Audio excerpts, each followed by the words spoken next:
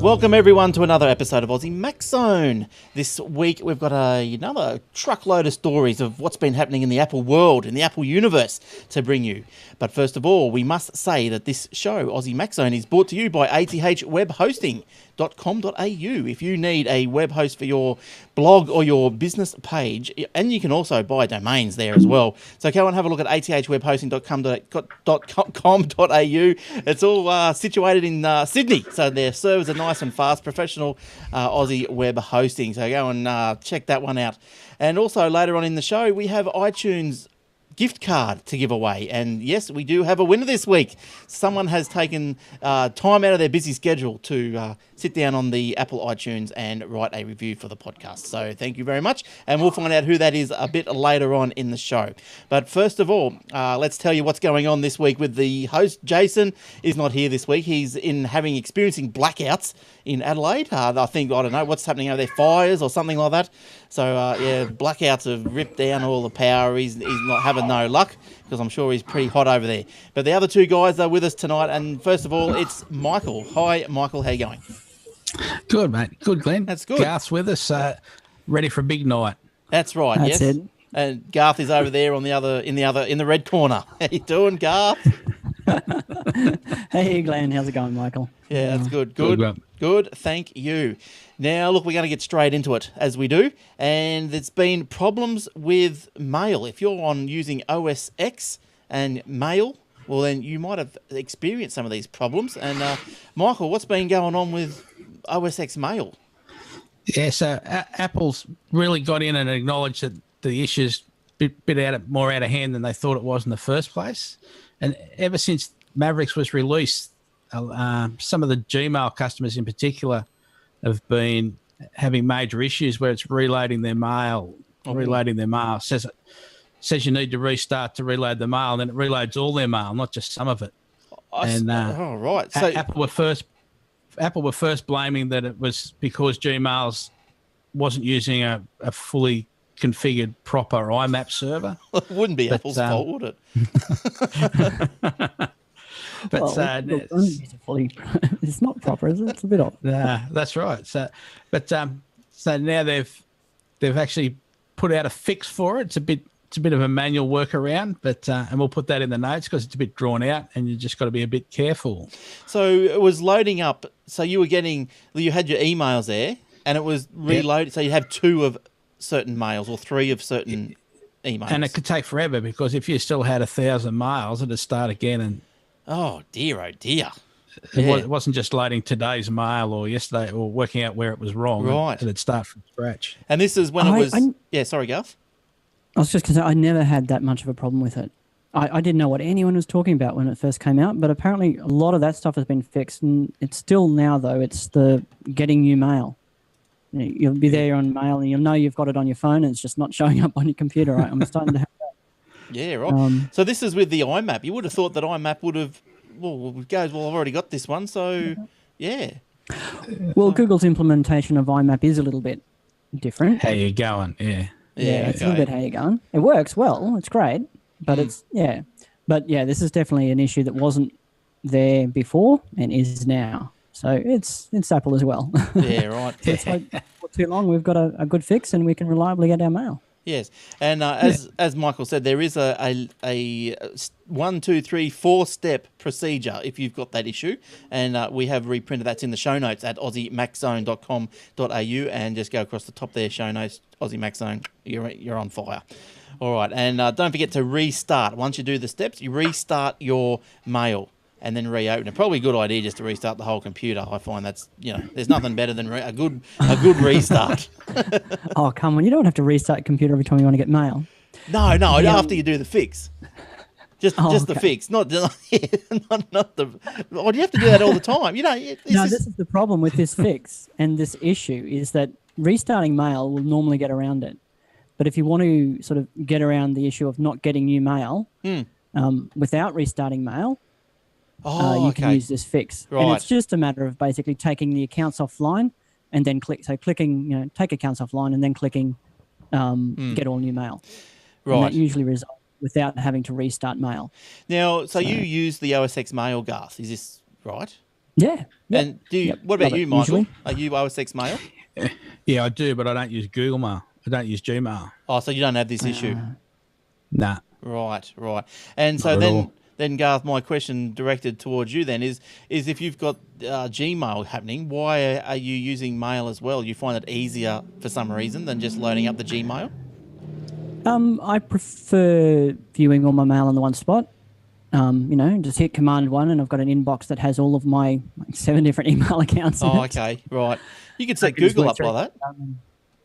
Yeah, I prefer to use the mail.app than the Yeah. Google Mail app. Yeah.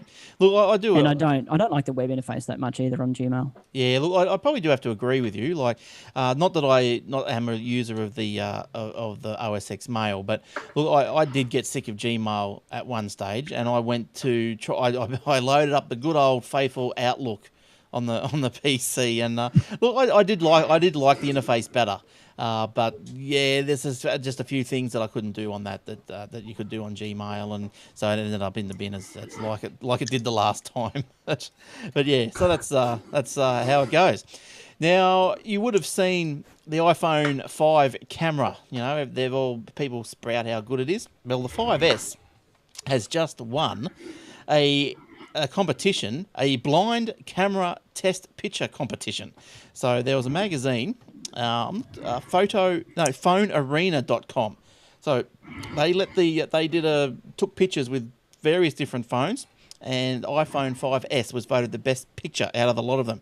Now, the following phones were used in the test: the 5S, the LG G2, HTC One, Samsung Galaxy S4, Sony Xperia Z1, and the Xperia Z1 Compact.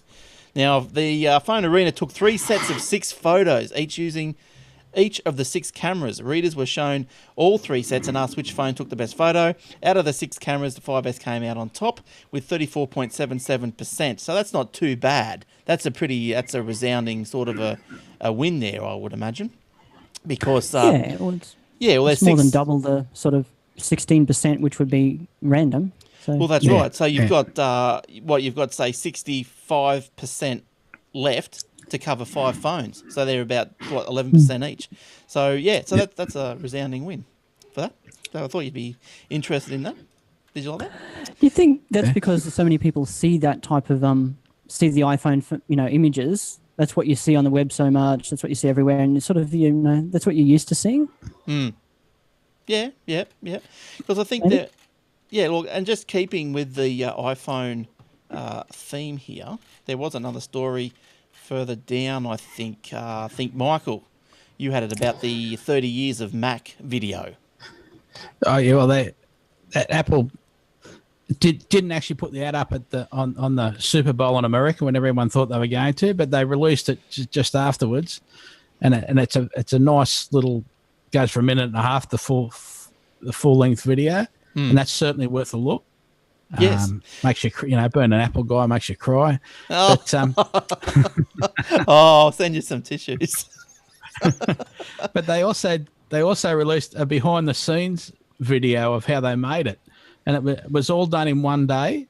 They had like the director sitting in the States using FaceTime to talk to people. Started in Melbourne apparently, and went around the world. People taking films, the director giving directions from wherever he was in America, and they produced this video. And it's a good way of looking at it, just to know all the jazzy gear you can get for the camera and the quality you can get. Yeah, and I think there's show notes as well for that one, and there's links to the videos on YouTube in the show notes as well. So if you haven't seen the videos, go check the videos out because they're not too bad. I had a look at them just before, and they're pretty good. They're pretty good. I don't take many pictures with my iPhone. I like the what do you call the big wide, the panoramas. Panoramas, yeah. Yeah. Do you guys do panoramas, Michael? Did you do? Yeah. They're great. Yeah. Yeah, they're yeah. I reckon they're good. You can just get so much. But I take a lot of photos. Not trying to be arty or anything, but I take screenshots, photos of documentation, number plates. Oh yeah, just general, just stuff. Or just if you get a fancy number plate that you think would be good in the future, or girls. But I can't All admit to that one. all that sort of stuff. Yeah, but just during the day, like you can show people things when they're asking a question about a machine or for insurance purposes, when a machine's blown up in a storm, etc. Yep. I'll tell you what I've found my phone so useful for is like if I'm say reformatting a computer or something, a laptop, well then I'll just take a photo of the product key underneath, and then I don't have to, and the serial number, then I don't have to worry about it again. I've got it on the phone. And that's punch right. and just different stuff like that. I just take photos of the internalisms of computers. I'm weird that way. You need help. Yeah. That's right. A lot of help. That's right. All right. So iPhone 5's so the photos are pretty good. So good stuff. And we're just gonna stop that one. That was 10 minutes. Don't worry, if I go soft like that, it's we're stopping. Yeah, right. Because we're not. I don't want to. I'm not going to introduce the breaks anymore because I just found that a bit of editing involved. So I'm just going to go silent and just pick it up again, and then I think because even on the now that you have to edit this, you might as well put in the break. Well, no, I've stopped the recording. See, so this is not part of it. So because on the radio they crossfeed crossfade the song that's coming up, and you weren't really hearing my outro anyway. So I thought, well, I'm not hearing it. Well, what can I do with it? All right. Okay. We'll just queue up the next story then. Okay. We'll go the Guru one, Garth. Guru one. Yeah, right. All right. Now here's one. Here's a story that Garth should have got involved with. I wonder if he did. Did you get a .guru, Garth? Like Garth got .guru? Did you get one of those? Oh, Glenn, I should have, shouldn't I? But look, I was expecting you to have one. Aussie Tech Heads. .guru. ATH Guru. Come on. No, not quite. No. No. But there's got to be a lot of businesses out there wanting to grab onto these guru names that... well, the story is that just now, if you've been watching Twitter, you will have noticed as well, I've released the .guru extension at the end. Instead of .com or .com.au, you can have .guru.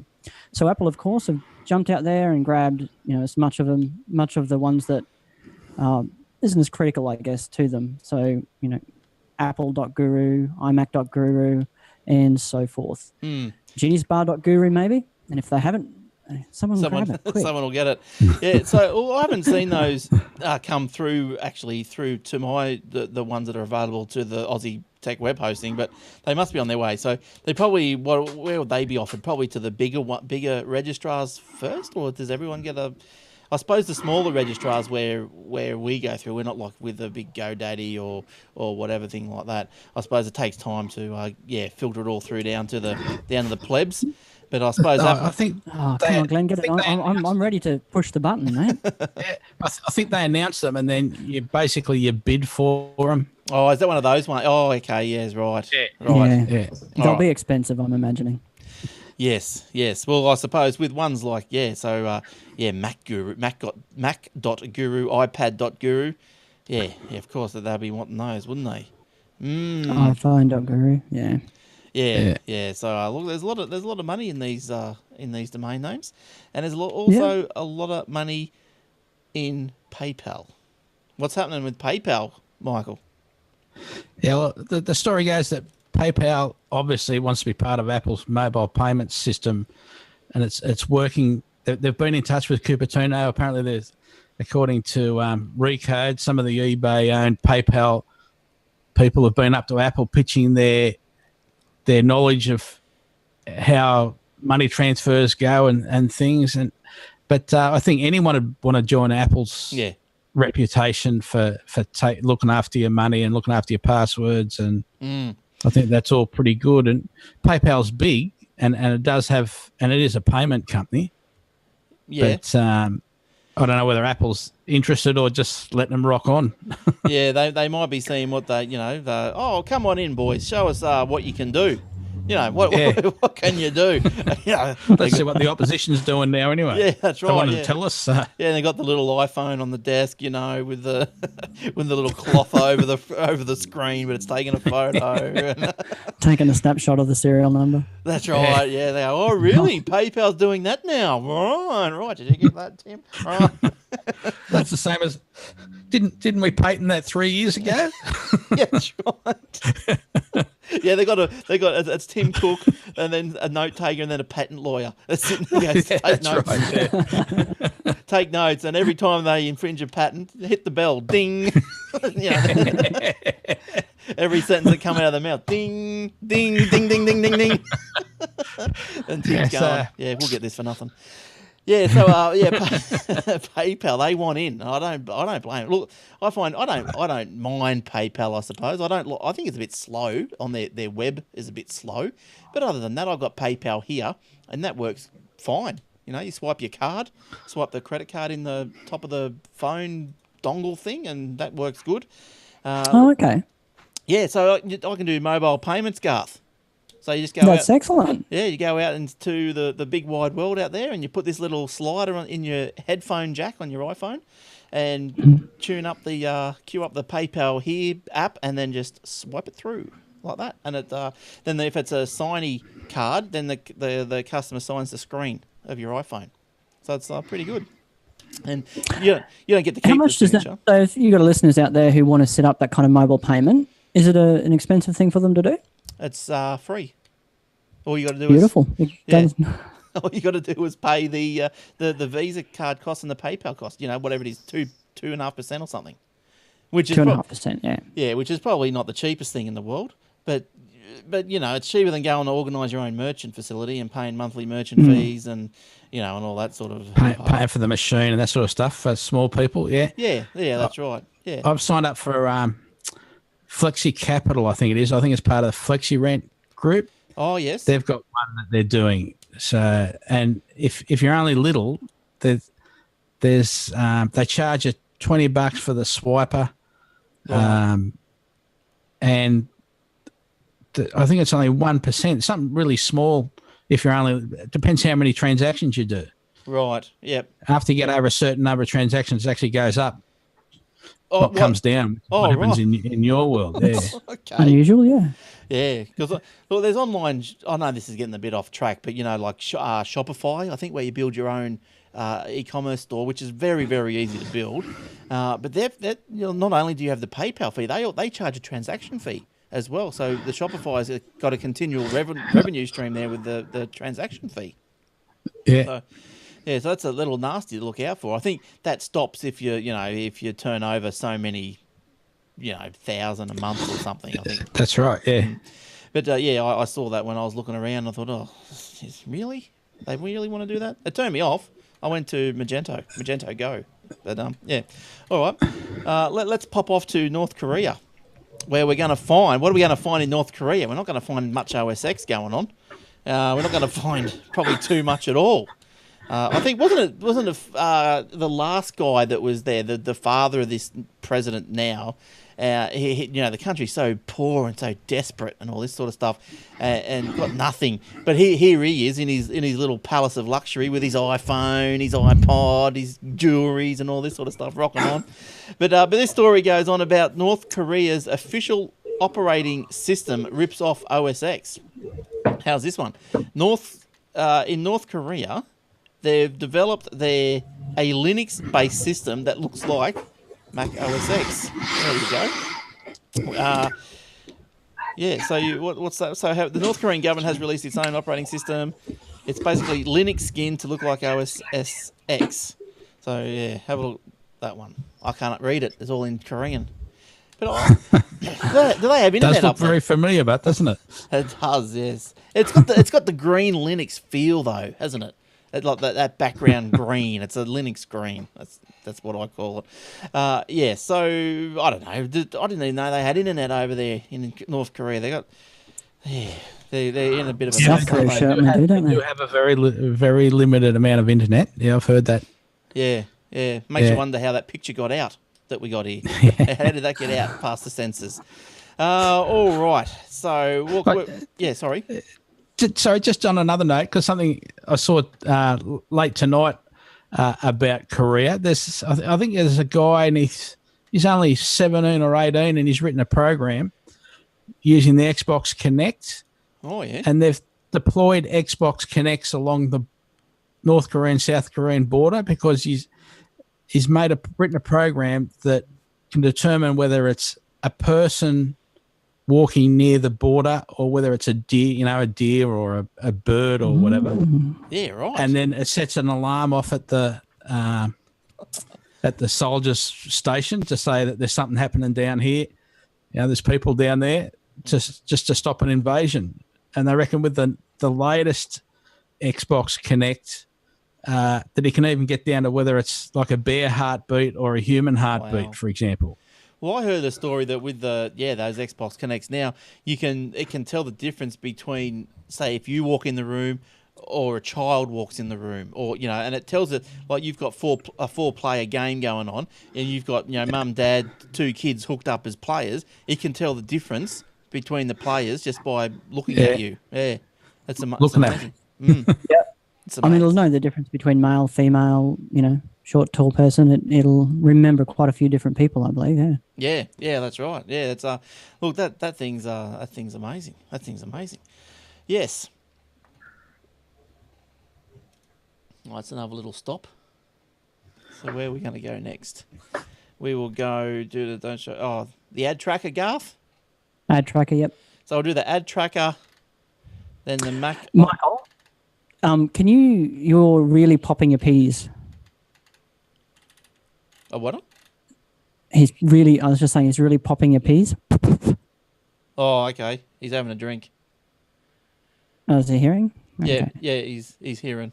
He's just drinking. He's slurping. Okay, cool. He's slurpy. So just maybe put the mic so you're not talking directly into it, so you're talking like across it rather than it's pointing at you but not pointing at the place. I think he's on the desk. You're still muted, Michael. Did you mute yourself? Yes, I did. Oh, there you go. There we go. Before the show, you weren't popping at all, but then we had the payment, PayPal payment part. PayPal picks paper, Peter Peppers. Just as well we don't have Peter Piper story coming up. I'm terrible for it. I know. That's why I hear it, because I hear it on myself do it so often. I hate it.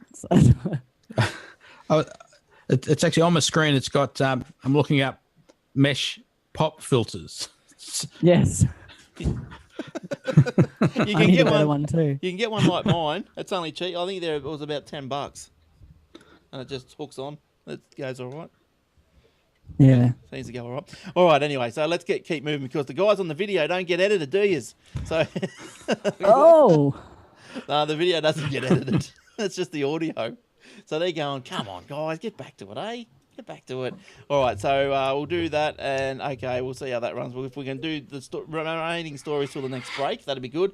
Come back, maybe do the prize, and then home. All right. So see if we can work these out till we come back. Now we'll go. Yeah. Speaking of location tracking, that's what the North or the South Koreans are desperately trying to get a handle on. But Garth, what's happening with Apple's tracking? So Apple's got their ad network there, and they're just really cracking down on app developers who are using the ad tracking but not displaying any ads. So app developers can use the, what do they call it, IDFA, Identify for Advertisers, like a token. And a lot of app developers weren't playing nicely with that, so they weren't actually showing the Apple iAds. They were just using it to track users. So when they go from one app to another app and so forth, they can use that unique token to that phone to track what apps that particular user is using, I guess. So how long does that token last for? Like, does that last for, like, is it permanent, I believe. It's like a device identifier. Is that right, Michael? Do you know? Yeah, can you reset it? Don't know. I think you may be able to go into your settings and forget, and then you get a new token. Turn it back on again. Yeah. So what are you saying? Are you saying that so once it's on, and say you've been hooked, you're being tracked, then that token, they can pull your token up on their screen and see what you're doing right now. What they can see is what ads you've opened, what apps you've opened. So any if they're the same, I'm not sure exactly how it works, but they can. The way I came across it, for me personally, some of these apps that, for example, will be like a slot machine type app, and it will let you get, download this app that we're advertising, and open it up, and you'll get 5 free spins of the whatever it is. Right. Okay. Right. So here's an app developer who's got an app that's basically advertising for other apps. So they'll know that, you downloaded and opened, the app that they're getting paid to advertise. But that little tracking, that little cookie thing, so that just sits, so that is, say, live on your phone. So not that they can actually see what you're tapping or writing, but no. But each day, then they can see, like, until you stop it. Each day they'll see what you've opened, up until the. I don't know exactly how much detail they get there. I think it's just that what they will know, though, if they're on the same sort of network, or on the not the same network as in Wi-Fi network, but if they've got a license for that developer has got that token, and then all these other apps that they're advertising, they'll know that you've opened up those other apps. Now, I was going to ask you if you cared about that, but I think I'll ask you a different way, which will give me probably the same result. Is your identifier tracking setting on or off on your iPhone? I've never bothered playing with it. I don't care. No, as long as it's not. Maybe I should, but Yeah, as long as there's no personal information. Michael, is yours on or off? Never touched it. Never thought about it.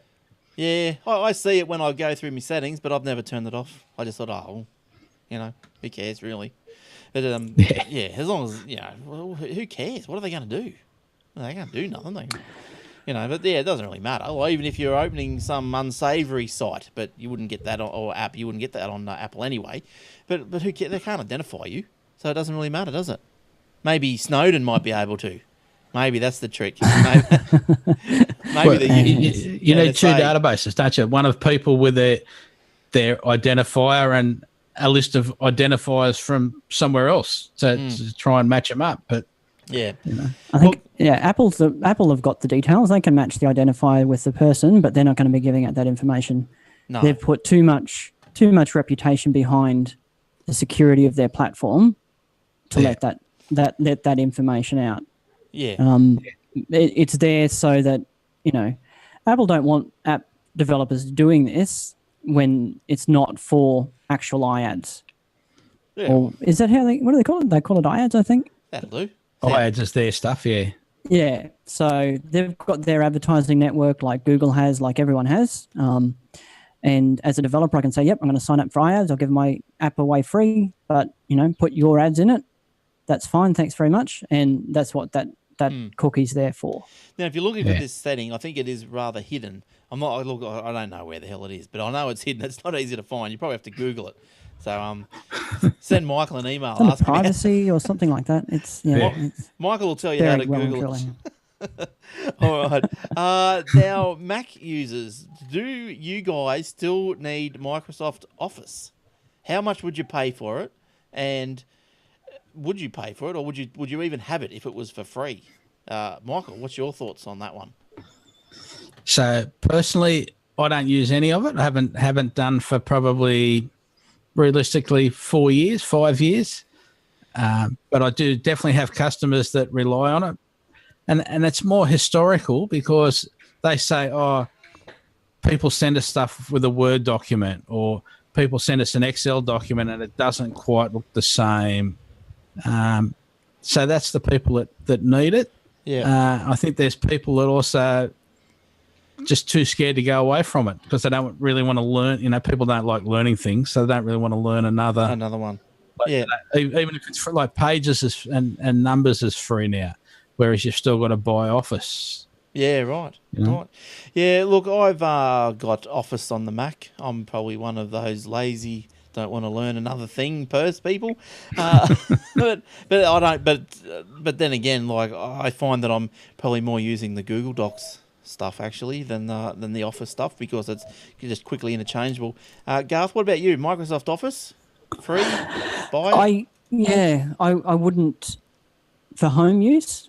Numbers, pages, I'd stick with that. But for work, there's no way I would do Excel. What I do in Excel at work in Numbers, I don't think. Yes, I know Excel is a bit more powerful. It's very powerful when it comes to that number crunching spreadsheety sort of stuff, which is can handle millions of records. So I mean, Numbers probably can too. I don't know how robust it is. It's probably got 99.5% of the features you want. But then there probably is an aspect of that. I don't want to learn a new way of doing it. Now, that's as you brought up pages before, Michael. I've got another little question for you. I'm full of questions. As we go along, the questions just pop into my head. Now, Excellent. I've been to a few people's houses of late, and in their emails, they've got these little PDF documents, but they've come through as X or such and such ._PDF. Now, I think that's created by Pages. Does Pages create a different extension? Does it create an _PDF? Because people can't open them.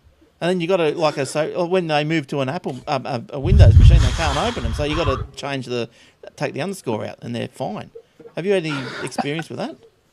I haven't had any experience. Not with that. No, I haven't seen it, but I'll have a look at it. Oh, there's no need. And find out. just a matter. I'll do that now. All right. Well, the only reason I brought it up was because, I do know the resolution, the workaround or the fix is you just have to rename the PDF, so it's not _PDF, it's just PDF. You can also, if you're on one of those foreign Windows things, and then or you can also associate an _PDF with Adobe Reader. So I don't know why they're coming through as underscores, but anyway, that's how the cookie crumbles, I suppose. Okay, so it looks like we've done the Mac ad. Did anyone see any interviews of wasn't there a big hoo-ha, big party, a beer bash of the Apple 30th? That was January 24th. I think it all went on without a bang. I don't think it was getting streamed anywhere. I think they wanted to make more, further video sales afterwards to try and recoup some of the costs and so forth. So it wasn't getting streamed online. And so I haven't really heard much about it since. No. All right. Okay, so look, I'll tell you what we're going to do is we're going to have a short break, and after the break, we're going to have our this week's iTunes gift card winner. Now, see, I introduced a break there because I don't know. I'll put some music in that podcast one. I'll put some music in that one. I think it was just hard to move from stories to winning. I think we've done all the stories. Yeah.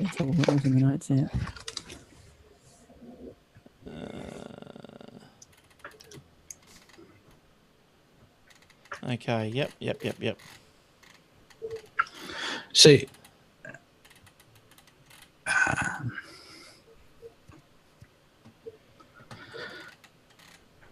So let's go on to. We'll go on to the iTunes gift card, and then, I've got an app of the week, and if anyone else has, if no, we'll buzz off. All right. I've got a tiny pick, a quick pick. All right. And a quick pick and a quick tip based on the camera one. On camera one. Well. I thought of during the camera. Oh, I thought you said you got it on camera one.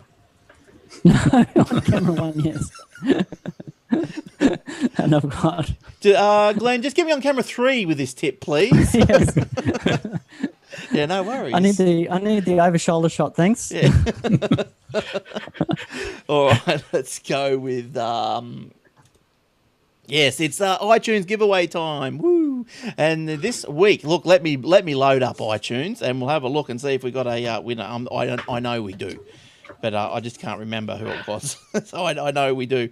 And if I just open that up like this, and I can tell you that congratulations, because all you have to do is write a review on the podcast section of the Apple Mac Zone, and in the iTunes, you know how you do reviews on, there's audio and a video podcast there. So you just do a review on either one of those, and you can, if you're the best one of the week, you can win. Now, Zippity 2014, hello. Just wanted to say how much I enjoy your show. It's great to listen to, and interestingly for Apple junkies like me. Loving the new apps of the week segment and Facebook apps of the day. Keep up the good work, guys. Oh, that's very good. Thank you, Zippity 2014. Now, if you want to send me your details, glenn@aussiemaczone.com.au, I will post you out a $20 iTunes gift voucher. So well done. Congratulations. Now, if you want to do the same, as I said, just get up there, do a review. And as Zippity 2014 said, each day, just about each day, they're starting to get good ones are starting to get a bit few and far between of late, but most days I'll put an iOS app of the day up. Normally got to pay for it, but on the particular day it is free. So make sure you check the Facebook every day. Like the Facebook page, please, and like the app if you download it, so we know who's liking it and who's downloading them. I download most of them, to tell you the truth. Look, there was a good one. I think was it today? I think it was today. It was I'm not sure what it was called, but it was. Hang on, I'll just open up my phone here and have a look. It was called. And, you know, some of these ones, they're not like very productive or anything like that, but they're just fun half the time. Now, this one I got today was Waterminder. Now you go, now what the hell's Waterminder? Well, what Waterminder does is you put your height, you put your weight, and something else. Must be your height. I don't know. You put your details in, and I'll tell you how much water you got to drink per day. And you can, and as you drink a cup of water, you say, yeah, I've just drank, like 500 mils or whatever, and it adds itself up through the day. It'll remind you every hour or every hour and a half to drink a glass of water.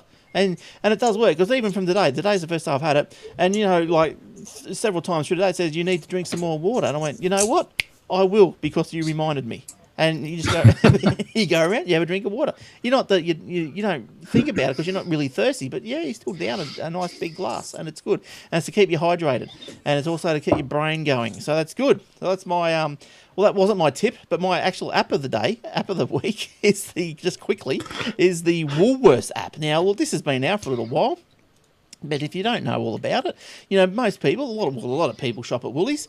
And if you do, and you get the fuel vouchers, this is what I like the most interesting about the Woolworths app, is that you can actually get into the app and find out your nearest Caltex Woolworths petrol station's petrol price. So that's cool.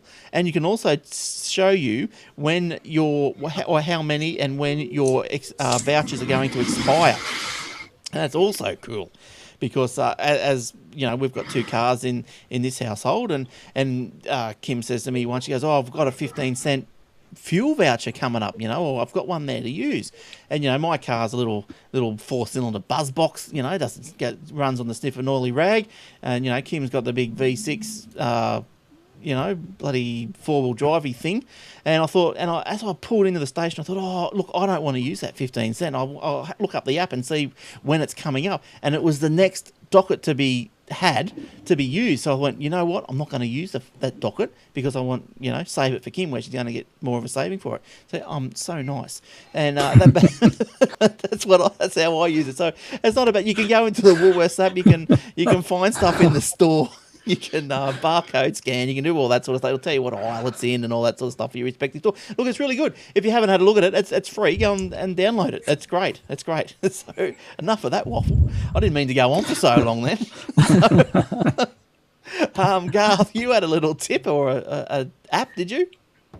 Just a quick tip. Now, we're talking about, taking great photos with the camera earlier. A bit of a dart tip. Probably a lot of people know it. But if you have your earpods plugged into your phone with the camera app open, if you press the up button, like the up volume button on your earpods, it'll work as a remote control for the shutter.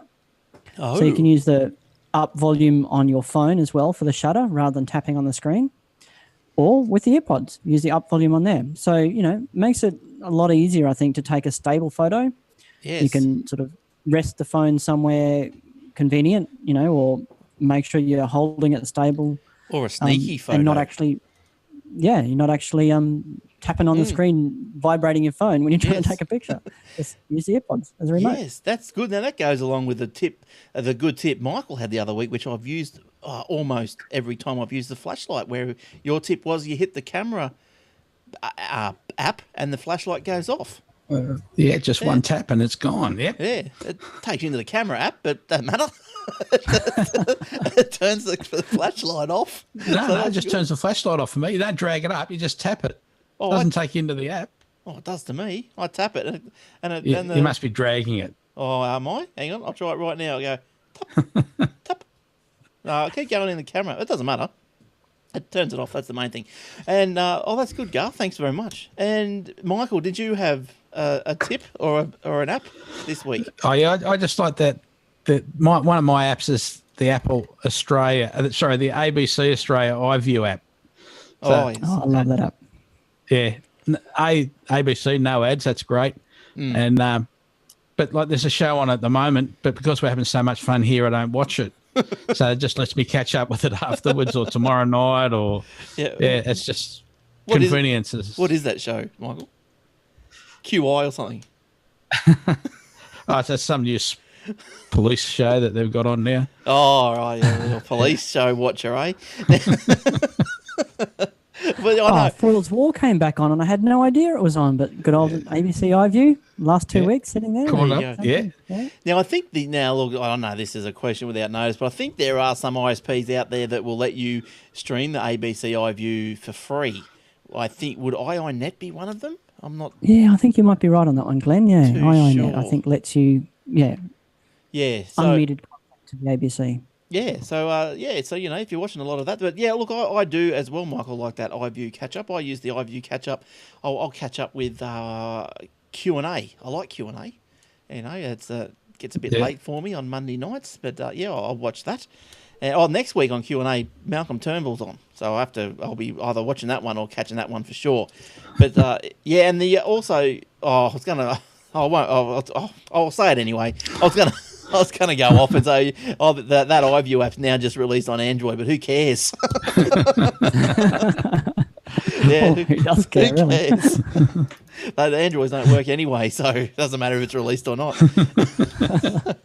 There's no bias here at all. Oh, no. Look, I tell you, I say it every week, don't I, that I've never looked any better than since I bought my iPhone. Look, I've still got the Samsung is still in the drawer somewhere. There it is right here. It won't even turn on now. It's just useless. It's just useless. It's hopeless. But anyway, all right. And for those that actually haven't caught up with it, on iView, there's a couple of episodes still left of Michael McIntyre's Comedy Roadshow. That's good for a laugh. Oh yes, good English comedy. Yeah. Okay. We've got app tips this week. We've got camera tips, and we've got viewing tips. I've got another one. Because I don't know, I think following on from last week, I think Michael was telling us about the comedians in car catching coffee or something. Comedians in cars getting coffee. Yeah, Seinfeld. Yeah, I've never watched any of those, but they're supposed to be really good. Yeah, well, apparently there was another one just released. I'm not sure if it was released onto wherever that normally is released, but it was released through Crackle, and it was like a little Jerry George catch-up. I don't know if you've seen that one, but that's only just come out in the last couple of days. So there was rumours that they were, walking into the cafe wherever they live over there in America somewhere, and and that's what they were doing. They were making this little thing. So yeah, it looks all right. So, but I think they used that for Seinfeld did an ad for his comedians in cars getting coffee, right? And it was on the Super Bowl, and we all know like they're top dollar ads, and he's advertising his own web TV show. Yeah, right. So I thought that was pretty big. Yes, yeah, well that is big. But I think he's got Sony behind him. So because I know that this latest one was released. Look, I'm not sure, but I thought it was might have been just released on this Crackle thing. So maybe have a look at that if you haven't seen it. And it's just George and him doing a bit of banter to and fro, and he's driving some old car or something. Anyway, enough of that. That's the show. Yes, that's the show. That's right. Now, listen, if you want more tech shows, don't forget you can. Aussie Tech Heads each week is broadcast each week. Wherever you are, I'm sure you'll be able to find it. Either whether it's on Phase FM or if it's on the podcast in iTunes, but you'll find it. And also, if you want to listen to some 24/7 tech shows, Aussie Tech Radio, so AUSSIE Tech Radio.com, and you'll find a few little shows on there. There's a show from Des doing LinkedIn tips. He comes in every now and then and does those little shows. And you've also got there's what else is there? Well, there's Aussie Tech Heads. There's TechWebcast.info. That's another good little Australian tech show. There's heaps of them. Two Boys Talk and TechGeeksphere.tv. There's a few of them. So you tune in download your Shoutcast app on your phone or tune in via the web, and it's all at AussieTechRadio.com. And also you can find us on Facebook and the app of the day every day, or most days, at facebook.com/Aussie Tech Heads, and also the video of the recording of the show, unedited, on YouTube. Not that there's anything to see, but youtube.com/Aussie Tech Heads, and also from the webpage, aussiemaczone.com.au. So that's going to wrap us up, I think, boys. Thanks, Michael. Thanks for coming in.